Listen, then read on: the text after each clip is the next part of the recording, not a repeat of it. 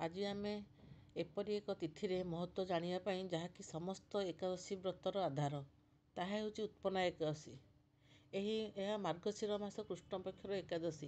ଏହି ତିଥିରେ ହିଁ ସ୍ୱୟଂ ଏକାଦଶୀ ଦେବୀଙ୍କର ଉତ୍ପତ୍ତି ହୋଇଥିଲା। ଆସନ୍ତୁ ଜାଣିବା ଏହି ଏକାଦଶୀ ବ୍ରତର ମହତ୍ତ୍ୱ କ'ଣ ରହିଛି।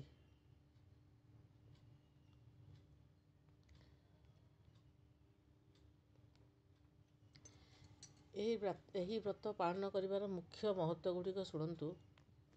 ସମସ୍ତ ପାପର ବିନାଶ କରେ। ଏହା ହେଉଛି ପ୍ରଥମ ଏକାଦଶୀ ଏବଂ ଏହାର ବ୍ରତ ପାଳନ କଲେ ମଣିଷ ଜୀବନରେ ଥିବା ସମସ୍ତ ଜାଣନ୍ତରେ ବା ଅଜାଣତରେ ହୋଇଥିବା ପାପ ସବୁ ନଷ୍ଟ ହୋଇଯାଏ।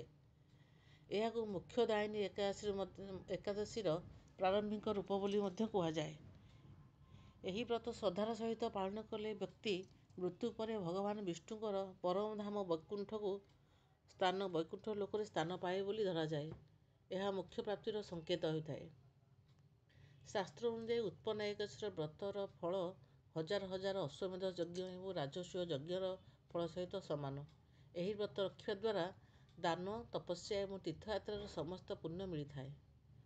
ଭଗବାନ ବିଷ୍ଣୁଙ୍କର କୃପା ମଧ୍ୟ ମିଳିଥାଏ। ଏହି ଦିନରେ ଏକାଦଶୀ ଦେବୀଙ୍କ ସହିତ ଭଗବାନ ବିଷ୍ଣୁଙ୍କୁ ପୂଜା କରିବା ଦ୍ୱାରା ଜୀବନରେ ସୁଖ, ସମୃଦ୍ଧି ଏବଂ ଶାନ୍ତି ପ୍ରାପ୍ତ ହୁଏ। ଏହି ଦିନରେ ବ୍ରତଧାରୀମାନେ ଅନ୍ନ, ଡାଲି ଏବଂ ଶସ୍ୟ ଆଦି ତ୍ୟାଗ କରି ଫଳାହାର କରନ୍ତି ଏବଂ ଭଗବାନ ବିଷ୍ଣୁଙ୍କର ନାମ ସଂକୀର୍ତ୍ତନ କରିଥାନ୍ତି। ଭଗବାନ ବିଷ୍ଣୁଙ୍କର ମନ୍ତ୍ର ହେଲା ଓମ୍ ନମୋ ଭଗବତେ ବାସୁଦେବାୟ ନମଃ। ଏହି ମନ୍ତ୍ରକୁ 11 ଥରରୁ ଅଧିକା ଯିଏ ଯେତେ ମନ୍ତ୍ର ଜପ କରିପାରିବେ, ଯେତେ ମାଳ ଜପ କରିପାରିଲେ ବହୁତ ଭଲ। ଭଗବାନଙ୍କ ଆଶୀଷ କୃପା ପ୍ରାପ୍ତ ହୋଇଥାଏ। ଲକ୍ଷ୍ମୀନାରାୟଣ ସନ୍ତୁଷ୍ଟ ହୋଇଥାନ୍ତି ଏବଂ ଏକାଦଶୀ ଦିନ ପରଦିନ ଦ୍ୱାଦଶୀ ଦିନ ପାଳନ କରାଯାଏ। ଏହା ଥିଲା ଏକାଦଶୀ ବ୍ରତର ମହତ୍ତ୍ୱ ଏବଂ ଲାଭ। ସମସ୍ତେ ଏକାଦଶୀ ବ୍ରତ କରନ୍ତୁ ଏବଂ ତା'ର ଲାଭ ଉଠାନ୍ତୁ ଏବଂ ମହାଲକ୍ଷ୍ମୀ ନାରାୟଣଙ୍କର କୃପା ପ୍ରାପ୍ତ କରନ୍ତୁ। ଜୟ ଶ୍ରୀ ଲକ୍ଷ୍ମୀ ନାରାୟଣ। ଆପଣଙ୍କୁ